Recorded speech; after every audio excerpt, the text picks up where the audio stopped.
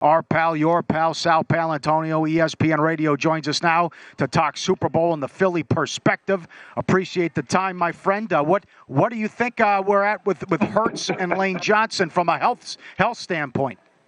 I know. I love the way you guys get right to the news. It's beautiful. But let me give you a little sidebar. So I'm in radio. I'm on Radio Row Tuesday morning here. I'm here in Phoenix, and a very nice gentleman comes up to me and he goes, "I'm from VSiN, and I just want to tell you, thank you, Uncle Sal, for your support of VSiN and how much you love what we do." And I said, "I love what you do, but I really love Mitch and Pauly. Pauly and Mitch are my guys now." So he loved that. I love that. He loved that. That's big. That's huge. Thank you, sir. No, yeah, you guys do it right. You do it right. You do it smart, And I always tell people, listen to me on VSiN because, hey, not for nothing. You got to follow the money. You know what I'm saying? More money on the table. You got to have more money on the table.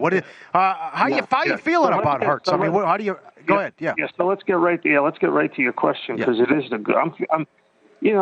There's conflicting things out there. You hear different things, and people are saying different things, and everybody's got an inside job on what's really going on with Jalen Hurts. Well, let me tell you though, the overwhelming evidence is that he's fine in terms of what he needs to do to perform in this game.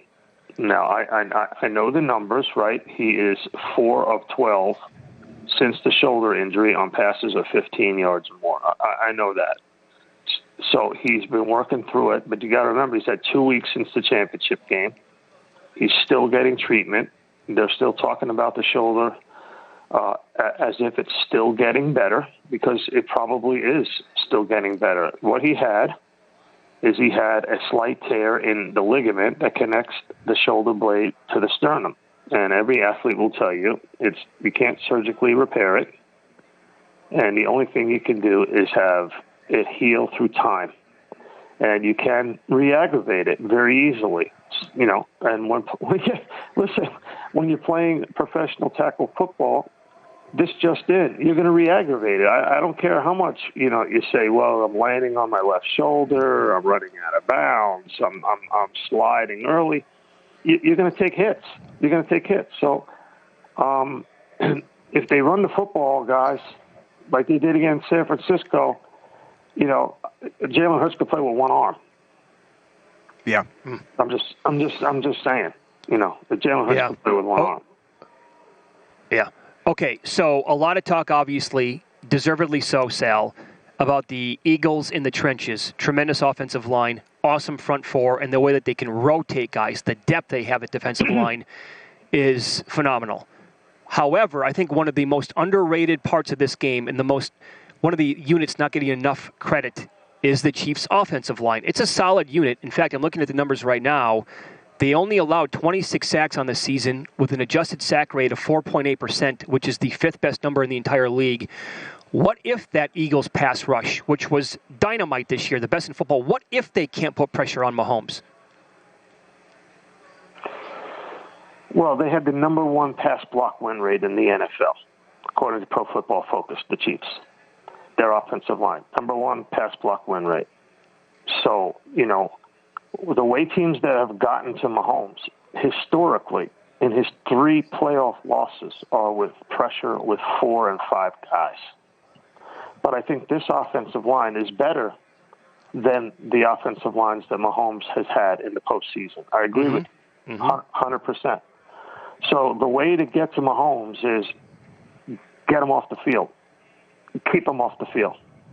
You got to play keep away. His three playoff losses. Look at the numbers. His 3 playoff losses, gentlemen.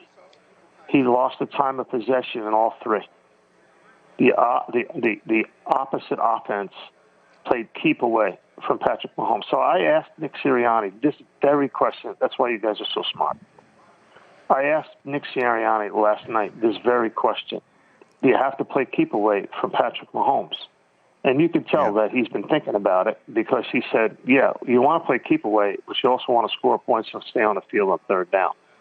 So if they do that, right, then that opportunity to get to Mahomes, because Mahomes will be playing from behind, will be greater, and that will put him more in harm's way. If they don't, let's say the Eagles have difficulty running the ball. Let's say the Eagles get behind early. Then the Eagles are dead. They're dead. It's not, they're dead. Yeah. That is A-plus reporting out of you. Absolutely. No doubt about it. That's why I'm on your show. Come on. So, well, the other thing here too. You don't bring any Joey bag of donuts on the show. You got Uncle Sal. Come on. So I think they have a coaching edge with Philly because I'm going.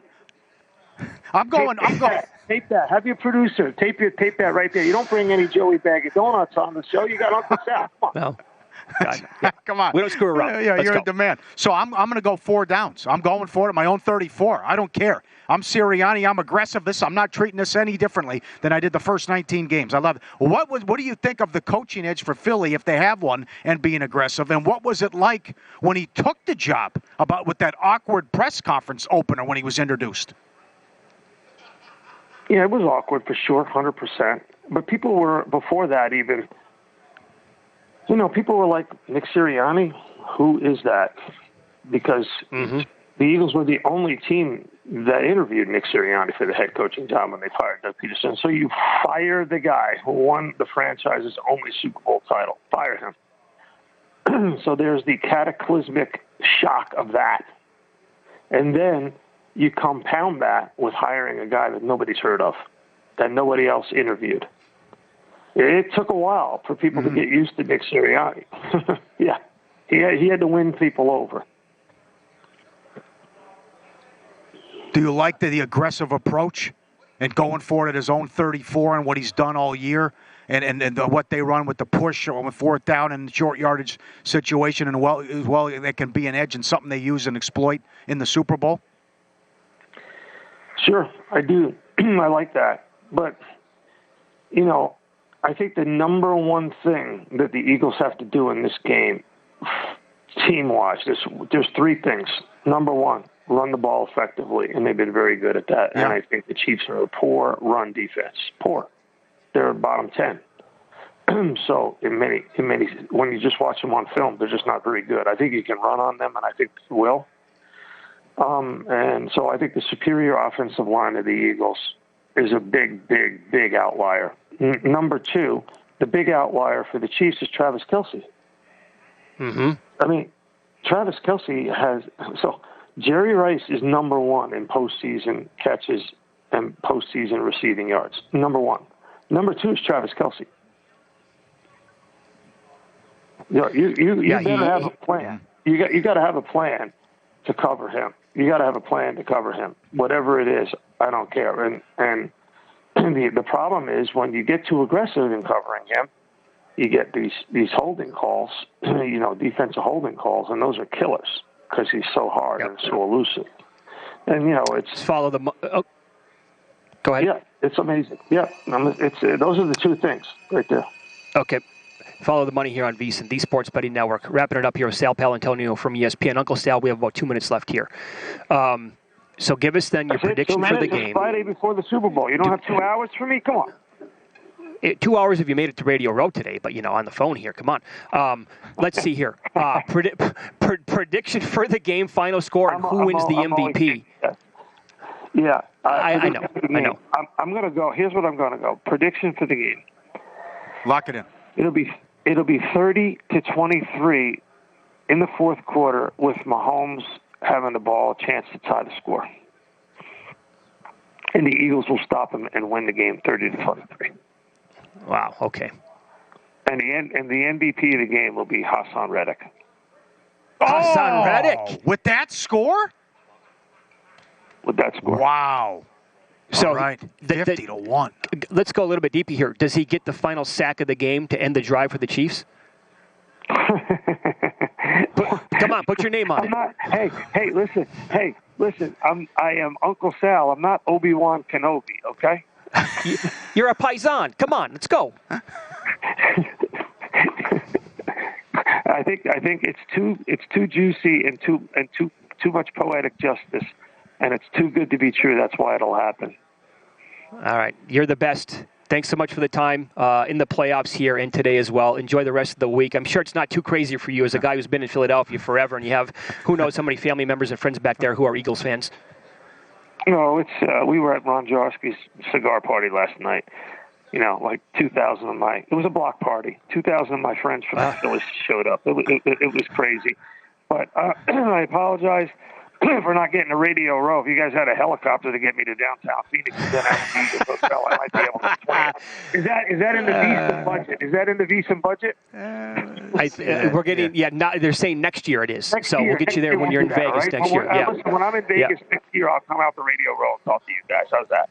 Very cool. No, never apologize. Visit VEASAN.com to get current odds, listen for free, find showtimes, and download VEASAN sports betting podcasts.